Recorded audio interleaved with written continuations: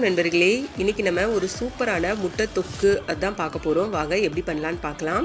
First வந்து கடாயில் எண்ணெய் விட்டுக்கோங்க. எண்ணெய் காஞ்சதுக்கப்புறம் சோம்பு போட்டு நல்லா பொரிய விட்டுருங்க. சோம்பு பொரிஞ்சதுக்கப்புறம் இஞ்சி பூண்டு குட்டியாக வந்து நான் கட் பண்ணது போட்டிருக்கேன். அப்புறம் ஒரு பெரிய வெங்காயம் நீள்வாக்கில் கட் பண்ணது, கருவேப்பிலை, பச்சை மிளகாய் இருக்கேன் போட்டு உப்பு மஞ்சள் தூள் போட்டு நல்லா வதக்கி விட்டுருங்க. அதுக்கப்புறம் கொஞ்சமாக பெருங்காயத்தூள் போட்டு அதையுமே நல்லா வதக்கி விட்டுட்டு 2 தக்காளி வந்து நான் நல்லா பெரிய தக்காளி கட் பண்ணி இதோட சேர்த்துருக்கேன்.